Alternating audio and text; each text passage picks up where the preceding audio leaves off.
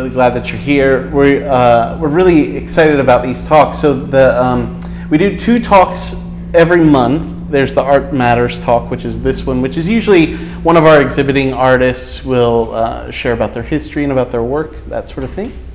And then we have an Art at Noon or Art at Night talk, which we've opened up to hear from a wide variety of folks, some local, and we've utilized Zoom like everybody else in the world has over the last 2 years. And a lot of our talks exist on our YouTube channel, so if you're interested in checking any of those out, you can do that. And this talk will be on our YouTube channel as well after a little while. Do a little, editing out of my ums and all that stuff.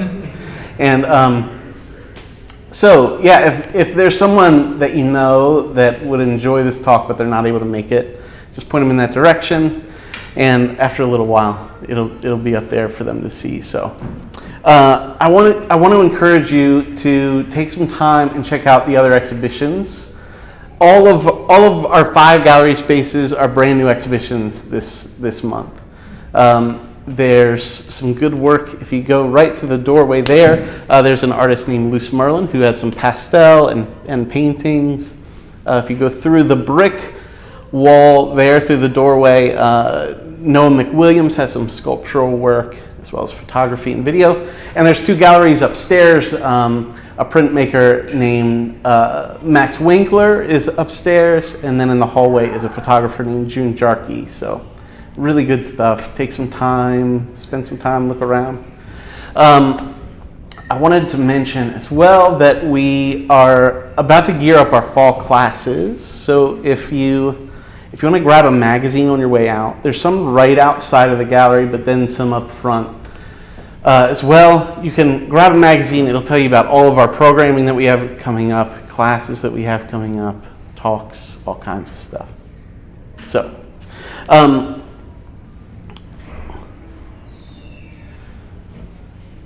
the exhibition that you're sitting in right now is a program that was started by my predecessor named Sidney Dexter, and it's called Contemporary Innovation. So most of our exhibitions are local or regional artists, but this program was started so that we could zoom out a little bit, reach a little further than we usually reach, and bring in an artist who we feel like is innovative in their practice in some sort of way. So I heard about McKay a while back and reached out to McKay about him coming and sharing his work with us as our Contemporary Innovations artist.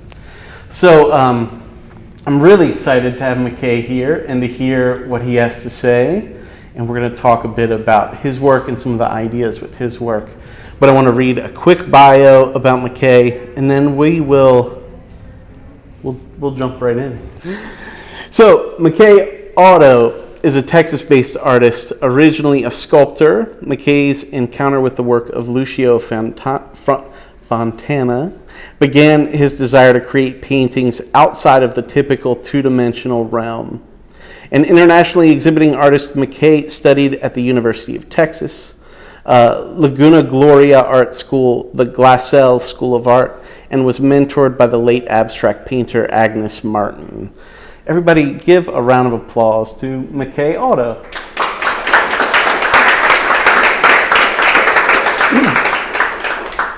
Well, McKay's been here all week, and we've been working on installing his work and talking about good things, and he's been meeting some of our local folks around here, and we've just been having a good time.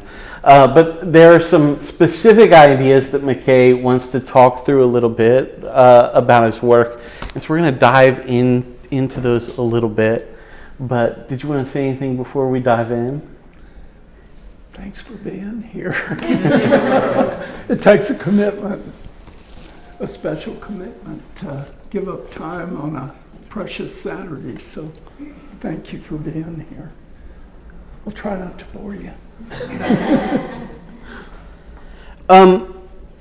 One thing that I think might be good to start with is that you seem to be really interested in pulling us out of the quotidian, our ordinary lives, our ordinary time, our ordinary dimensional understandings of things, And so I wondered if you could talk just about maybe pulling us into another dimension with your work, or even outside of time, or any of those sort of ethereal ideas that you're working through. Ooh. Well, you know, everyone needs a push sometimes to get where they need to go.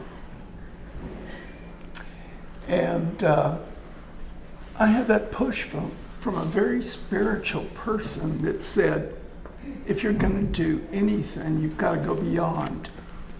You got to go beyond anything you've seen. And, you know, that's pretty scary. You can't reference a book. You haven't seen a movie. You haven't been to an art show that's quite like that. And it's that space an artist has to go to. Rauschenberg said it really well. He said, you've got to leave your ego at the door if you're going to make art. And I truly believe that. I do it every day. I do it with a prepared time that, you know, you just don't jump in and go to your studio. I meditate and then I show up. But what is showing up is a person that is outside their body. And that's hard to explain. I learned it through my mentor because that's what she would do. She'd meditate. And when you first start doing it, it's pretty scary because it's hard to get back here. It feels good. So the space that I go to make work is a place that I want to go to because it feels so good. It's not work. It's more like a child playing, and they never, you know, you just evolve, and the work evolves. In that involvement, my practice has been to reach beyond. I was challenged. I kept listening to a mentor that I had, and she kept saying, I don't know how to go beyond a two-dimensional plane. I'm stuck on a two-dimensional plane. And this person would say, well, if you're going to go beyond me, you got to go beyond. She gave me another great gift, and that was, McKay, my sculptures suck.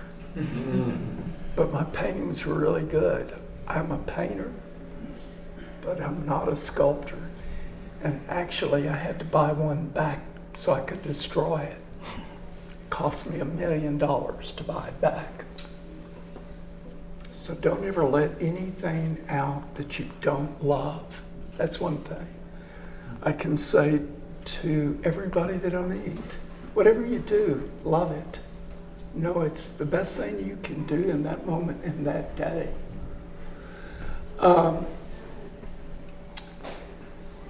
That going beyond the two-dimensional means pivoting on painting and sculpture for me. You know, I paint sculpt. To get to the dimensions that I'm aspiring to get to, it evolves. That element of the two. And in that, I'm reaching one critic in New York a few years ago showed that. She said, I'm in the fifth dimension. I don't know where I'm going from here, you know. I love to hear that kind of thing. I love the work is not about me. It's about the viewer. Where can they go? Because great art will slow you down. It'll give you something if you're quiet, you want to get quiet enough. My work is about no thing and everything. I really, you know, there's you almost have to disremember the material world. And so, you know, at the end, it's like my big question for me is, did I disremember? Did I bring a past in here?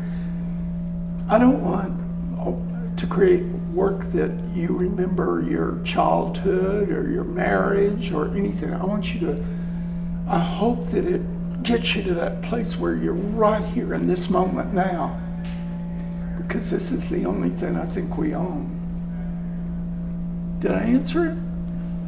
Or You did great. I get off. No, it's great.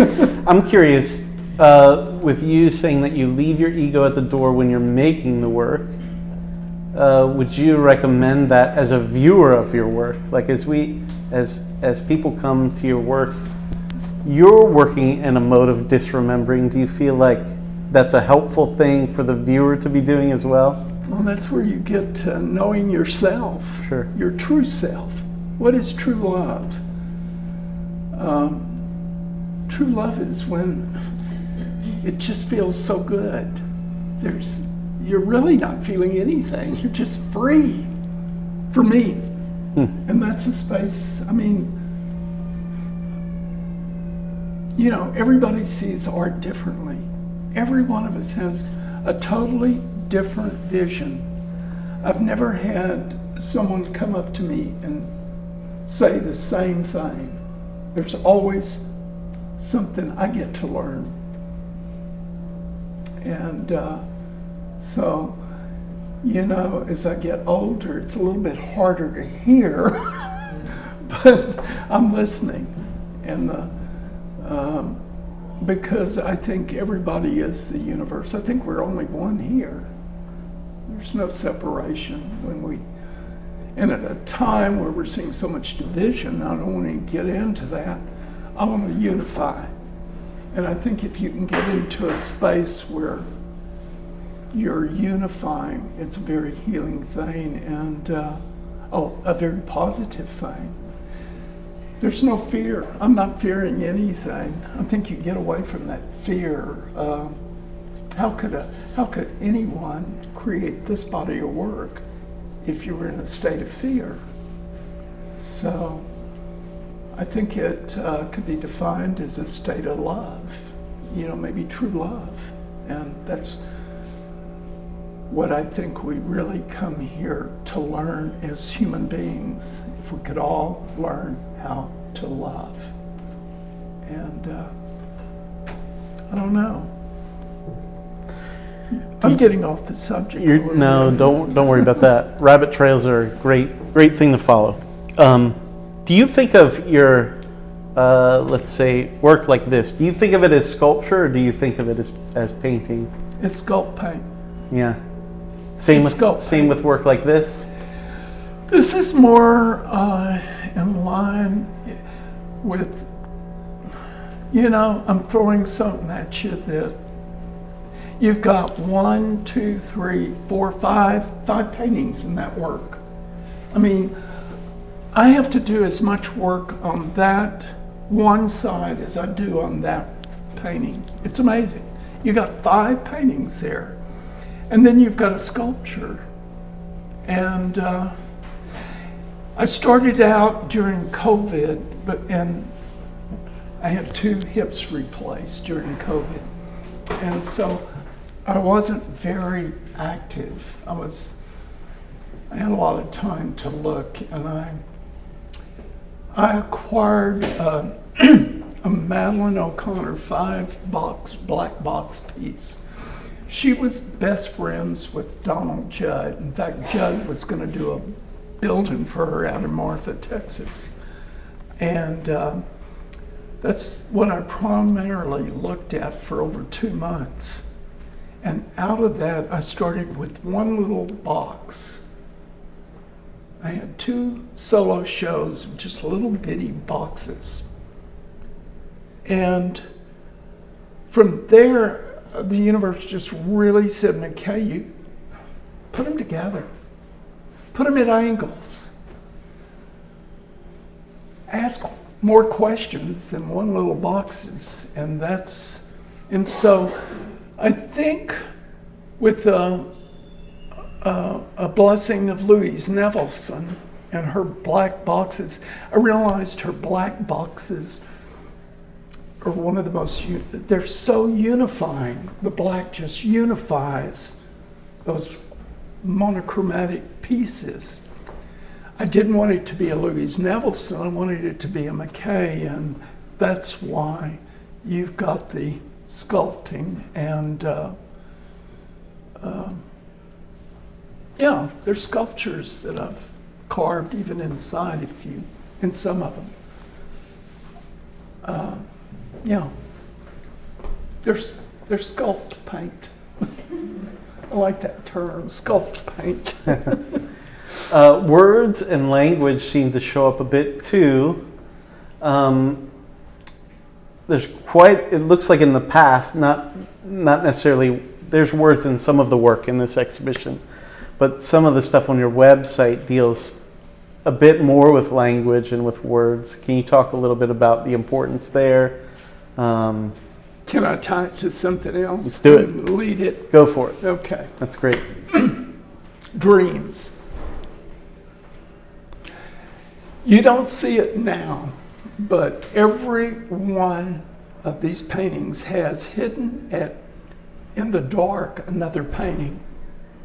They glow, and a lot of the words, the words in that painting, the one around, the one over there, the one back there, they come out in the dark. So one day, it seems like every time I do a talk, someone will say, well, how do you do it? 75 years. I'm going to be 75 years old this year. And I couldn't be doing any of this. It's a sum total of my entire life journey. Where this work is right now, I'm summing up everything I've ever done in my life. Everyone has a journey and it's different. Every artist has a journey and it's different. I wouldn't be doing this work if it weren't for Lucio Fontana. I was in London. I came back and tore the canvas off the stretcher.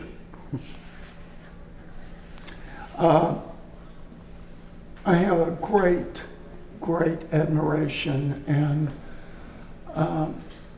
I had a mentor that was one of the purest people I've ever met in my life, and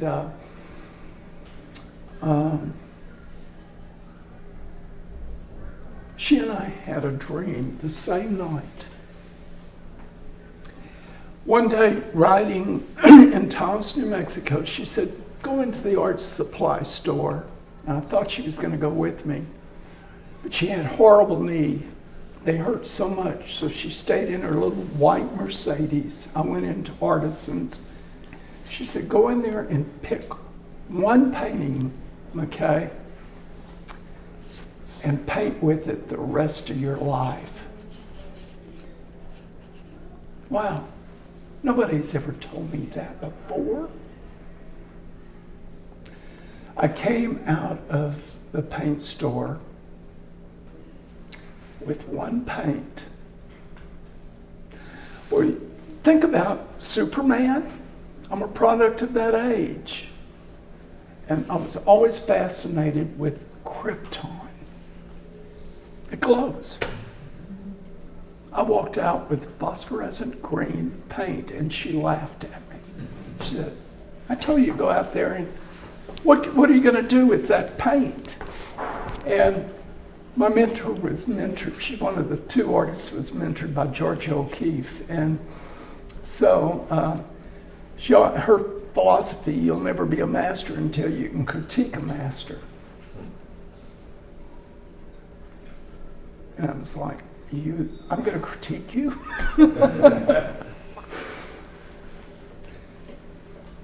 I would take her to little studies and she would tell me to go burn it.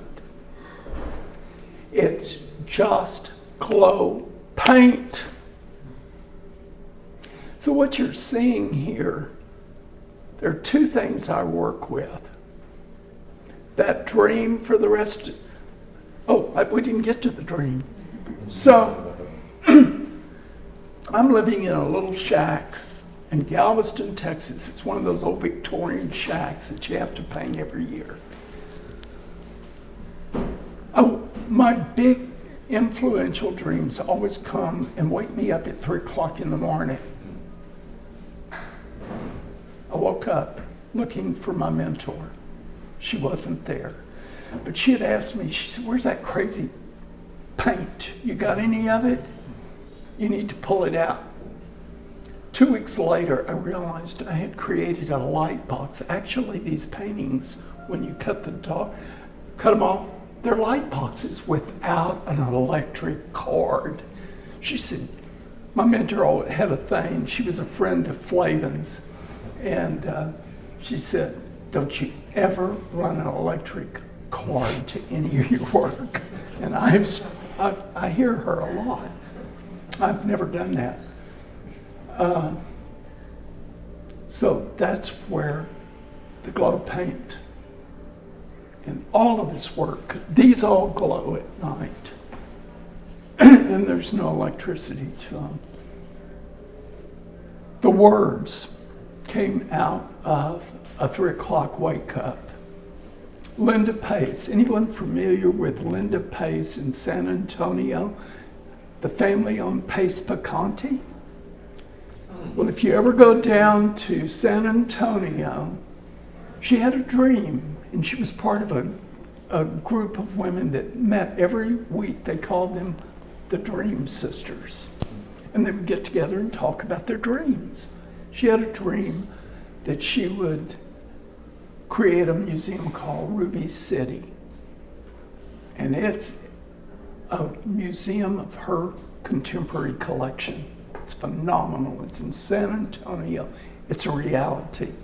I went to the opening of it. There was a piece in the opening. It was a word made out of cheap old silk flowers, white, blue, yellow.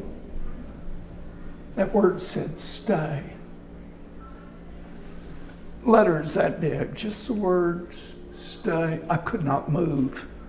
And the person I was observing it with had the same experience.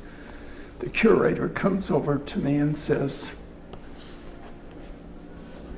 "What are you feeling?" I said, I'm transfixed. I can't move. She said, "That's the last painting that Linda Pace did, artwork, before she died with breast cancer." That night, I went to sleep, woke up at 3 o'clock in the morning, and this lady came into the room in the dream, and she said, "McKay, it's time to do words again." The last painting I did with words was 14 years ago. Well, at that time, it would have been about 13 years. And I thanked my mentor for everything she gave me in this lifetime. I still have that painting. It will never go anywhere but in my office. That was the last word painting. And so that was such a forceful dream. 2 weeks later, my dealer in San Antonio posted a picture, a photo of Linda Pace. That was who came to me in the dream and told me it was time to do words. And I honored that. And so you're starting to see words show up in the work. Again, a connection to another dimension coming through. And you know, when you think about it, what do we leave how am I going to communicate when I'm gone? One of the biggest things we communicate with is our word. When people write, it's so important. These paintings will communicate. They all have a question.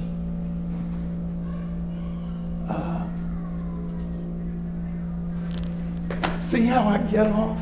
But there is a little tunnel. Oh, that's great. Can you, just a really practical question, what are some of the earlier works in this exhibition? Like chronologically, which works maybe did you make before others? This series 2016. Here? Okay. And there were 10 of them. I have a show in Houston, and 5 of them are in that show. And I took every other one, and I realized they don't need to stay together, or they could. There's someone looking at all 10 of them right now, and it would be good, but you let it go. You make the work, and it goes. I really think it always goes to the best caretaker. I really think collectors a true collector is a caretaker of the work. And then that one has been in one other show, and it was sold, and it was too big for the wall, so that sale didn't go through, and I'm glad it didn't. I pulled it out of storage. It's an 8 by 8 foot. I originally showed it horizontally, but it works so much better vertically, and it wants to be leaned. Just simply leaned. I can see that leaning on a big credenza or a big shelf, just a narrow, minimal shelf. The other one wants to be sort of lean too, but that's the second oldest. The last of the boxes that I did is the one in the corner over there. That's the last box. And the last painting I worked on is that one on that wall next to the writing. I have a show up in Newport, Rhode Island right now, and if you notice, that show has a lot of those colors, and we ran out of space, and I had another painting I was going to do there, but the work will always tell you where it wants to be. And we originally talked about doing it horizontal, but then the painting wanted to be vertical. They can go either way. And I love that because this little painting was just calling to be on that pole there. And it's poetically, it's just, I think, perfect. It's just that period, and ask a question, and it is what it is. Did I answer that? Yeah, that's great. I would imagine you're probably in the middle of work right now, back in Texas. Is that right? Yeah, I've got 2 more things this year, and actually 3, and I'm booked for next year. Yeah. Totally, and we're booking. I just had Jamestown curator, she reconnected with me last night actually. I have a show in Jamestown in 2024, so it's busy. I always say, for artists, and my mentor always said it, her career didn't take off until she was 60. Before then, it was just like mine, just up. But I am busier now at 74, going to be 75 in October, than I've ever been in my life. I work for weeks and never see anybody, and I'm embarrassed because, I shave for this. I'm looking good today. My clothes, I destroy clothes because they're my rags. I ruin everything I own because when you're in, I can be walking, and if you get that inspiration, you just know. Like this morning, I completed one of these. I had it all ready to go, and I'd forgotten one element that changes the piece totally. And the deal is, you got to know, and it's the hardest thing, know when to stop. It is the hardest thing because the ego, if you get that ego in there, when you go back and start looking at it, the ego will say, you can have this and that. You don't need to listen to it. And that's a hard thing. I hope I'm answering some questions. Oh, you're doing great, McKay. That's good. I'm curious about, you've talked a bit about mentorship, you having been mentored, your mentor having been mentored. And we're an art center. We're not just an art, gallery. So we do a lot of classes for kids and a lot of aspiring artists, not just kids, but anyone of any age. So I'm interested in what maybe some advice you would have for anyone that's maybe people that have had the inclination to make things but have never done it, or for people that are in the middle of it and just need I don't know, do you have any advice? Any thoughts about the coming generation of artists or any of those sorts of things? I can tell you what made the difference for me. Having a great artist mentor me. And she told me, she said, McKay, I've only mentored, there's only one other person that can say that in my lifetime. And she was 80-something years old when she told me this. And she said, darn it, I can't afford any of his work anymore. It's over $1 million. And that's Richard Tuttle. She's the mentor of Richard Tuttle, who is now considered one of the greatest living artists in America. And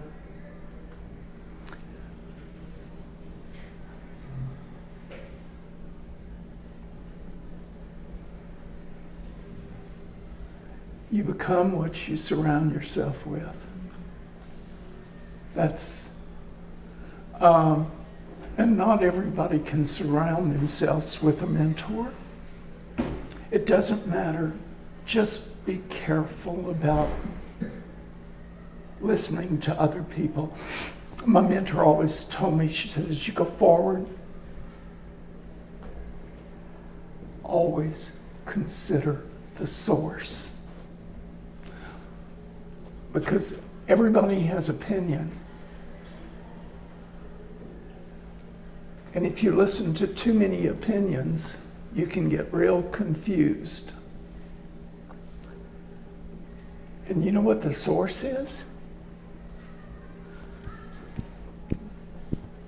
There's only one person you can listen to. And it's you. It really is in life. You can have all the education in the world, but if you're not listening to you, how can you trust anything else? It's about trusting yourself. And I can speak to that because to do this work, I have had to go out on a limb. Do you think it's easy? Because you're going to show a new way of looking at the world. Because what I've created here is not my world, it's everybody's world. This is where you slow down and really get with your true self. And I had another mentor in my life, and it was George Mitchell. He developed the Woodlands. I sat next to him when he developed the Woodlands when I was 21, 22 years old, out of college. And I got to see a man that created one of the greatest developments in America. It's called the Woodlands outside of Houston. He had 62,000 acres that he had bought with an average of $300 an acre. And he wanted to develop it. And I would set in, I was a young kid on the guy was a visionary. Artists are visionaries, you know, futurist, you know. If you're gonna do something that you've never seen before, it's called out on a limb, you know.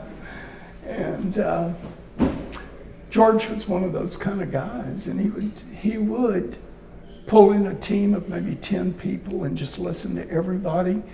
And I always knew when it clicked with him, he had one of these nervous eyelids. It would start blinking. For me, if I want to know something is truthful, I get goosebumps. They'll tell you whether it's true or not. You get goosebumps? I always ask my paintings, are you finished? And if I get a goosebump, they're finished. You know, advice to, you come to an art center to learn technique, and it's very important. That's where I was lucky to get scholarships to the museum school. And without technique, you can't jump to the next level.